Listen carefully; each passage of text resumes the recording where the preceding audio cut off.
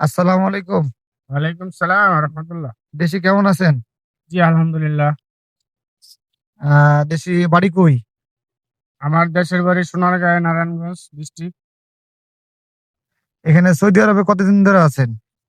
আমি ক্লাস ১ম ছিলাম ৫ বছর প্লাস। আবার এখন বর্তমানে নতুন আ ১৫ মাস চলে। আচ্ছা, আচ্ছা, আচ্ছা। তো কাজ কামের কি অবস্থা? জি, আলহামদুলিল্লাহ আছে মোটামুটি চলতেছে। ৮ ডি ঘন্টা ডিউটি হচ্ছে। ঘন্টা ডিউটি হচ্ছে। আ বাংলাদেশে যাওয়ার চিন্তা ভাবনা কবে? বাংলাদেশে যাওয়ার কি করুম? বাংলাদেশে যাওয়ার মন রুচি উঠে গেছে। কারণ বাংলাদেশে এয়ারপোর্টে নামার পরে যে হয়রানি হওয়া লাগে, তার জন্য আর মনে চাচ্ছে না যে দেশে ফিরি। আচ্ছা, আচ্ছা। বাংলাদেশের অবস্থা তো এখন খুব একটা যে মানে ভালো তা না। তো এই যে শুনলাম যে কয়দিন আগে এই যে মোবাইলের ট্যাক্স নিয়ে একটু বাড়াইছে। তো সেই বিষয়ে আপনার বক্তব্য কি? যে ৫৭% যে মোবাইলের ট্যাক্স বাড়াইছে। আগে তো ২ টা ৩ টা নিয়ে যেতে পারতেন। এখন তো ১ টা নিয়ে যেতে জি, পারবেন। জি। এখন আমাদেরকে নিয়ে পুতুল খেলার মতো খেলতেছে। আমরা রেমিটেন্স না পাঠালে দেশ অচল হয়ে যায়। অবশ্যই। এখন আমরা প্রবাসীকে কি দিছে সরকার? আমরা যে এত রেমিটেন্স পাঠাচ্ছি, দেশ অচল করছি, তার জন্য সরকার আমাদের কি দিছে? সরকার আমাদেরকে আরো ব্যয়বহুল খরচের মধ্যে ফেলাই দিচ্ছে। যেমন আগে ২ টা মোবাইল নিতে পারছি, এখন ব্যাট দিতে হচ্ছে। তো ৫৭% মানে ভ্যাট দেওয়া লাগতেছে। এটা তো আসলে গ্রহণযোগ্য পৃথিবীর না। কোন দেশে এরকমটা নাই যে ৫৭% একটা জিনিস পণ্য কিনলে আপনি তো টাকা দিয়ে কিনতেছেন।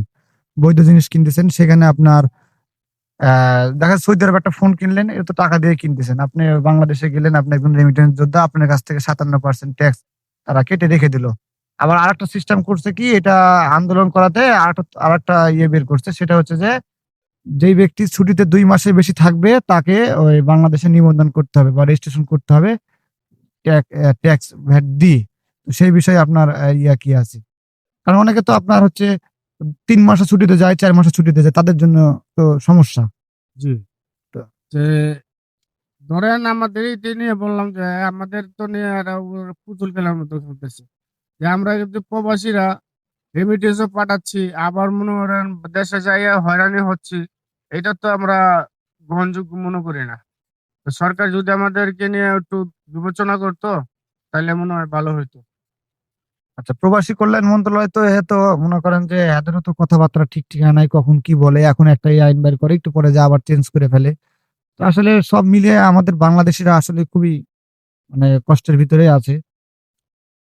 সামনে তো আমরা নিয়ত করছি যে এইভাবে হইলে আমরা আর রেমিটেন্স পাঠাবো না।